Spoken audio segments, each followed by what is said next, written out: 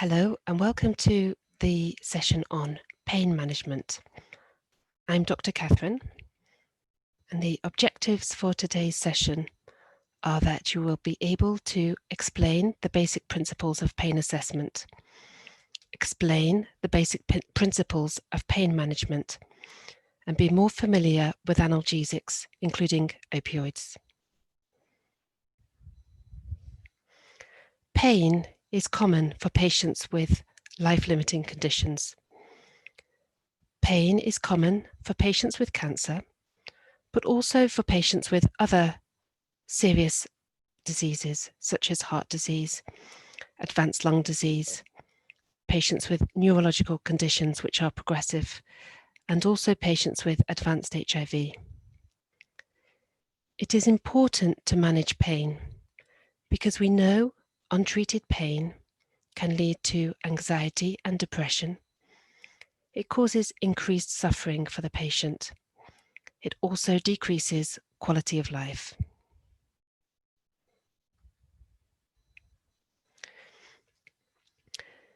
Pain assessment is the first part of pain management, and it's very important to understand the cause of pain as far as we can, as it helps us to understand which is the best treatment for the pain. An example of this, abdominal pain due to constipation is best treated with laxatives. So it's important, if we can try to understand what is the reason the person is having pain, to decide which treatment to use. There are 7 simple questions that we should ask our patients who have pain. What is the kind of pain they have? Is it sharp, burning, or stabbing in nature? The second question is where? So whereabouts is the pain? Third question, when? When did the pain first start? Fourth question, the timing. Is the pain continuous? Is the pain intermittent? How long does the pain last for? Fifth question, treatment. Have there been any medications that have helped the pain? Sixth question, changing. Is there anything that changes the pain, that makes the pain better, makes the pain worse? For example, position, walking. And the last question is causing. What does the patient believe is causing their pain? What do they understand about it?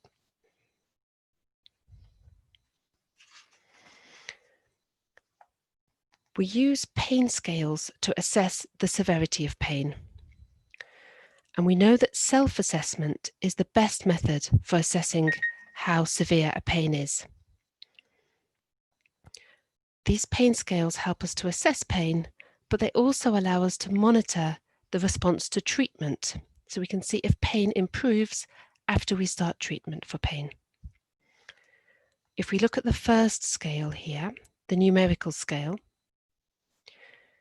we tell the patient that 0 equals no pain. 10 equals the worst possible pain that the patient can imagine. We ask the patient, how much is your pain right now? And we ask them to score somewhere between 0 and 10. We have a second pain scale here, the FACES pain scale. And we use this for children, usually around 4 years of age, until about 8 years of age, where they may be able to use the numerical scale. We tell the child, the face on the very left is a face without any pain. The faces, as we move along, show more and more pain. And the very last face shows very much pain. We then ask the child to point to the face that shows how much pain you have right now.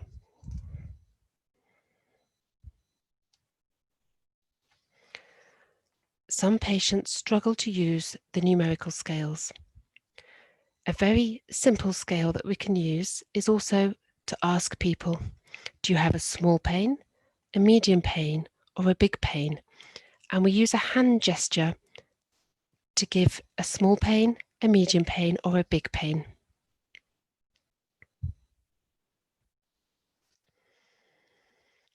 Very young children and other children and adults who are unable to report their pain also need their pain assessed. But for these patients, we can use a behavioural scale.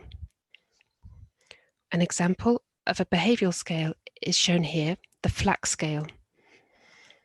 So the FLAC scale has 5 categories: face, legs, activity, cry, and consolability.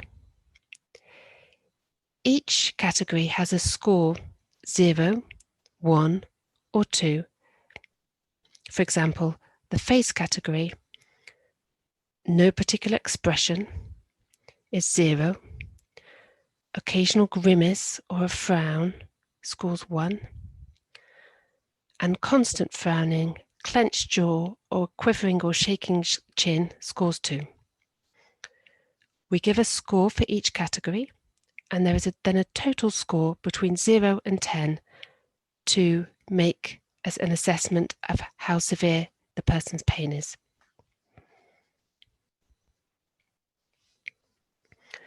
Now moving on to pain management. There are some key principles in managing people's pain.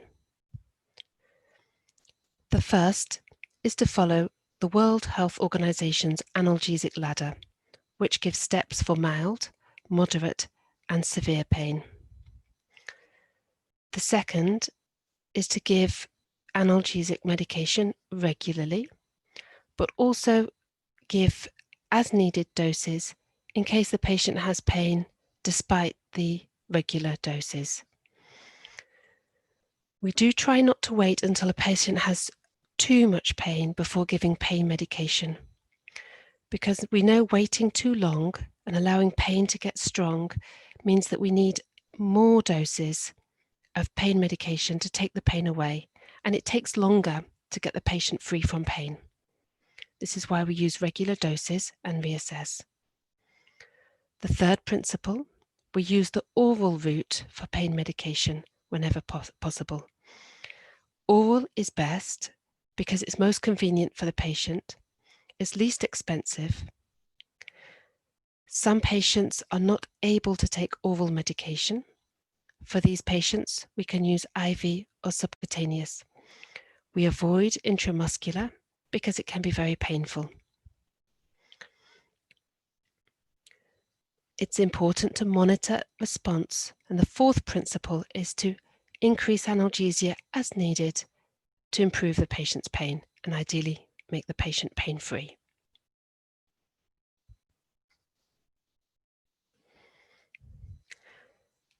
Here is the WHO analgesic ladder.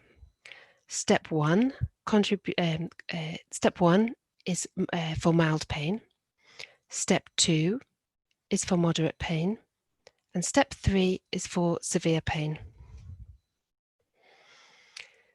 Patients with mild pain are given non-opioid analgesics.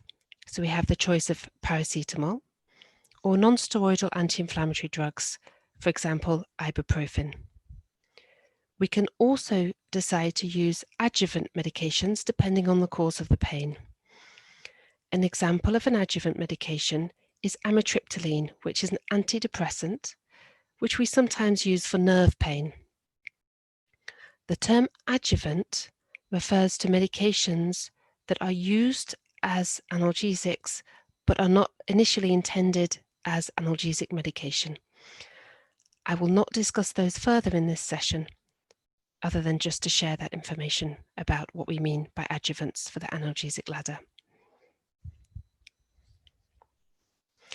Step 2 on the analgesic ladder is weak opioid. So tramadol is the medication you have for step 2, moderate pain in Bangladesh. We can also add in paracetamol or ibuprofen or both paracetamol and ibuprofen if they're effective for pain management. We can also add in adjuvants.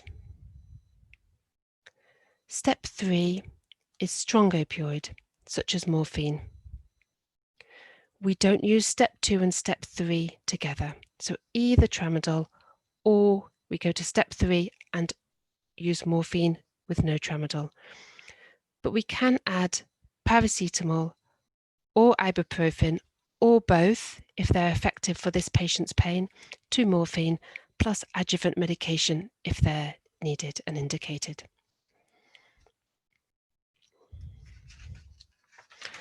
So for which patients should we be using the WHO analgesic ladder?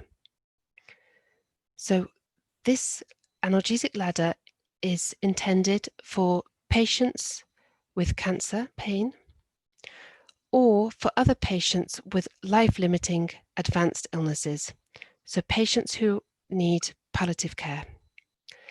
Some examples of these patients are patients with end-stage heart disease, kidney disease, liver disease, or lung disease, patients with advanced dementia, patients with advanced HIV, patients with MDR-TB, or patients with progressive neurological diseases.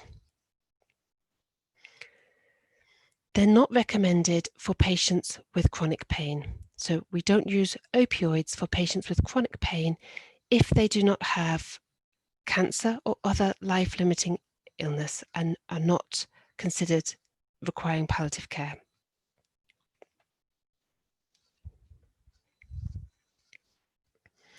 So step 1 is for the management of mild pain. And here are some medications you'll be very familiar with.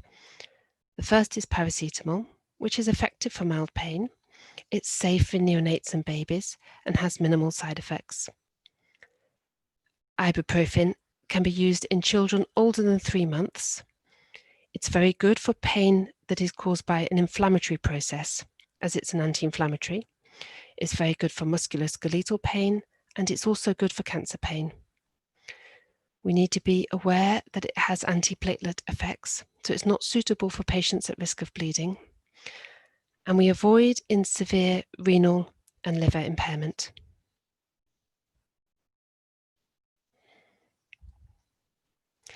Step 2 is management of moderate pain, and for this we use tramadol.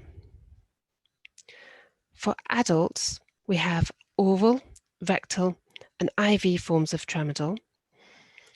The dose is 50 to 100 milligrams every 4 to 6 hours. We start with 50 milligrams, usually given 3 or 4 times a day. We can increase the dose if pain remains uncontrolled. The maximum dose is 400 milligrams in 24 hours. Be aware if the patient is taking an SSRI antidepressant, a tricyclic antidepressant, or other neuroleptic. The reason is there is a small risk of serotonin toxicity. So while this is very uncommon, just be aware that that's a risk. Tramadol can lower seizure threshold. So in patients who are having seizures or at high risk of having seizures, be aware that this is also a possibility that it may cause seizures to happen at a lower threshold. For patients with significant renal or liver disease, we halve the dose.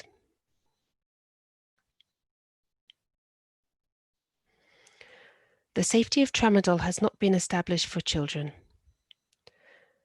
Because of this, we recommend that tramadol is used only for children over 12 years of age. The starting dose is 25 milligrams every 6 hours. Children under 12 years should use step 3, strong opioid from step 1. So miss out step 2 on the analgesic ladder. However, often morphine may not be available, and tramadol may be the only medication you have access to. If this is the case, you can give tramadol for children over 4 years of age. The dose is 1 to 2 milligrams per kilogram per dose, and we give every 6 hours, and it can be given by the same routes as adults. Just monitor carefully in young children because there's a large variation in the rate of tramadol metabolism, so it can risk in a few patients toxicity or overdose at the higher end of the dose range.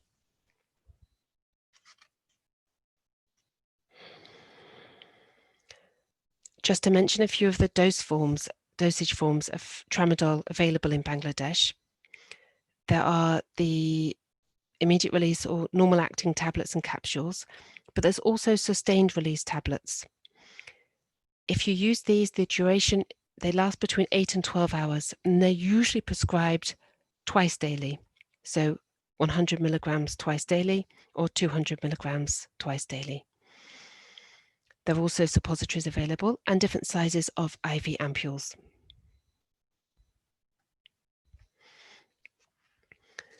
Severe pain requires step 3 on the analgesic ladder. Morphine is the most common step 3 or strong opioid medication, but there are others such as fentanyl, oxycodone, and others. Morphine is the most commonly available strong opioid. It's the least expensive and it's very effective. So looking at oral morphine, immediate release, it's 10 times more potent than tramadol. So a patient who's on the maximum dose of tramadol, 400 milligrams in 24 hours, is equivalent to a patient taking approximately 40 milligrams of tramadol in 24 hours. So starting dose equivalent of about 6 or 7 milligrams every 4 hours. The recommended starting dose in adults is between 5 and 10 milligrams every 4 hours. We usually don't wake the patient at night to give the medication 4 hours through the night. So we'll advise a patient to take a double dose before bedtime with the hope that it allows them to sleep through the night without having pain. We can prescribe the same dose of medication as is taken every 4 hours, so 5 or 10 milligrams, as an as-needed or SOS dose for pain that occurs despite taking regular morphine. You can advise a patient that they can take up to 4 doses extra per day, spaced by 1 hour of extra medication if they need it. But also, if they find that they're taking more than 2 doses regularly, they should be contacting the nurse or doctor to have their pain medication reviewed. So this is not well-controlled pain. Patients with severe or significant renal or liver impairment should have a smaller starting dose and or increased interval between their doses, because the medication can build up in renal and liver impairment. So we need to be extra cautious. The dose for children is 0.3 milligrams per kilogram every 4 hours.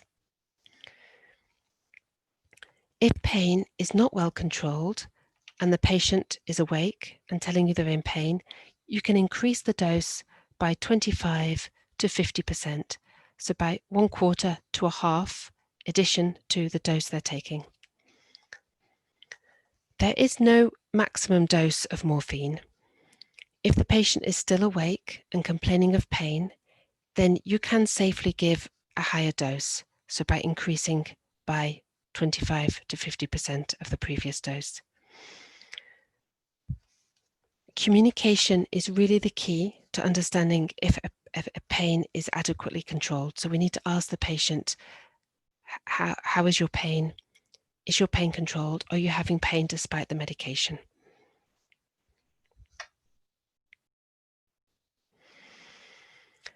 Morphine also comes in sustained release tablets, and the duration of action is longer than immediate release, so between 8 and 12 hours. sustained release morphine is usually given as a twice daily dose. And we don't start patients on sustained release morphine, we start with immediate release. And once a patient is on a stable dose, and usually after 4 or 5 days, we can switch them to sustained release if their pain's controlled. The dose of sustained release is equivalent to the total dose of immediate release over 24 hours in milligrams. And to get the dose, we divide by 2 and give that medication twice daily. For example, a patient taking 5 milligrams every 4 hours is taking 30 milligrams in 24 hours. So the dose of sustained release would be 15 milligrams twice daily.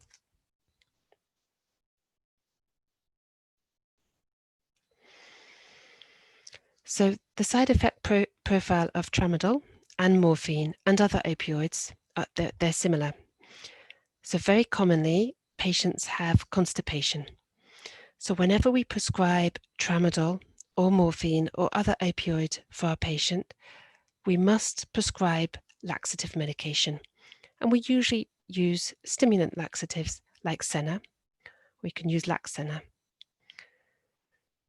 Another common side effect is nausea with or without vomiting, but this is usually temporary. It occurs when you start the medication or increase the dose for a couple of days. And again, it's only a few patients will complain of nausea or vomiting. And the best treatment is metoclopramide or low-dose haloperidol. And usually they'll only need it for a few days. Another side effect to be aware of is drowsiness or fatigue. This tends to be mild, and again, it tends to be temporary when we start the medication or possibly when we also increase the dose.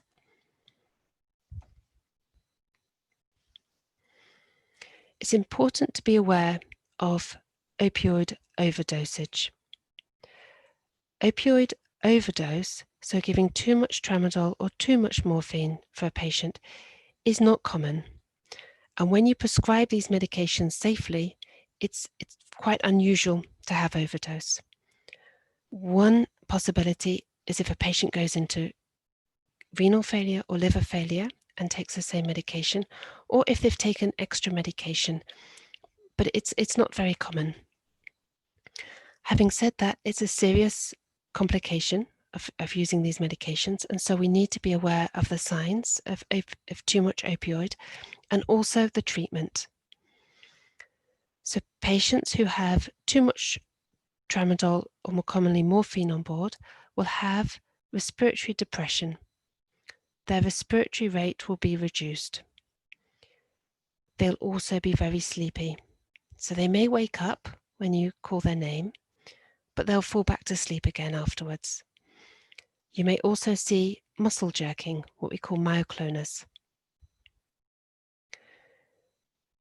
For patients with severe opioid overdose, we usually say respiratory rate being depressed, certainly less than 8, but also less than 10 if they're very, very sleepy and not waking up. We give naloxone. We recommend to draw up 1 ampule, 0.4 milligrams, and dilute in 10 mils of saline. And we give IV, if possible, if not subcut, 1 mil at a time, and just monitor effectiveness. 1 mil, wait a minute or 2, see if the patient starts to wake up. Repeat 1 minute or 2. The aim is to reverse the overdosage without taking away all the pain control. We give as much as is needed for the opioid overdose to be reversed, for the patient to be awake with a normal respiratory rate. And we need to monitor patient very carefully for some hours after this to make sure they don't go back into overdose. The reason this may happen, the half-life of naloxone is shorter than the half-life of morphine, so we may need to repeat the dose even when we've reversed the opioid toxicity. So we must monitor the patient carefully for some hours. And then following this, drop the dose, usually by at least 50%.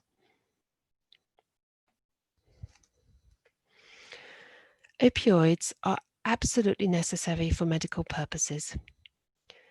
They have been on the WHO essential medication list for adults and children for more than 40 years. They're included on the International Association for Hospice and Palliative Care Essential Medications since 2006, since the medication list was started, and also on the Bangladesh National Essential Drug List since 2006.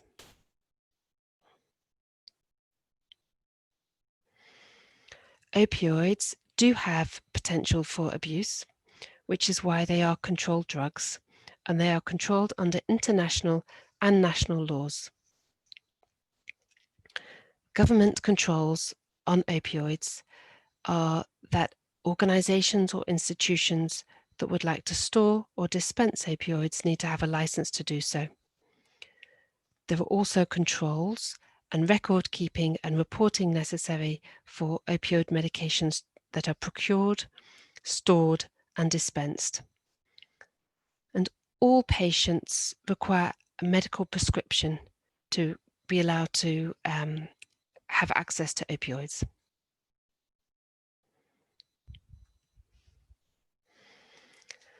There are many myths about morphine. Some people believe that morphine isn't needed in the last days of life. This is not true. Morphine should be continued even at the end of life. And if a person has severe pain in the last days of life, the morphine dose may need to be increased. Another myth about morphine is that morphine speeds up the dying process. This is not true. As long as morphine is prescribed safely, it does not speed up the dying process. And actually, good palliative care and good symptom control have been shown to actually prolong life in some very good studies, including many patients. Morphine allows a person to have a good quality of life and relieve suffering. A third myth about morphine is that it causes addiction. But we know that addiction is not a problem in patients requiring palliative care, in patients that have pain. Just to mention the difference between tolerance and addiction. So tolerance is a biological phenomena. It's when the body becomes used to a certain dose of medication and after some time may need an increased dose of a medication to have the same effect. And this can occur with prolonged use of opioids. Patients requiring palliative care usually do not have very long prognosis, so we don't worry too much about tolerance for our patients. Addiction or a dependence is a psychological phenomena. This is when a person has a strong desire to take a drug because of its psychoactive properties, so how it makes them feel, rather than for the pain relieving parts of the medication. And this is not commonly seen. It's not really a problem we see in palliative care.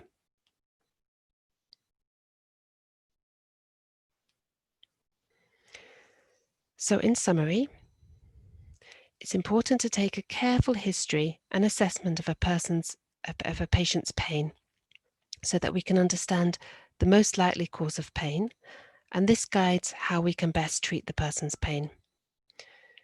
We use pain scales as self-assessment for the person to share with us the intensity of their pain, and also this allows us to monitor response to treatment.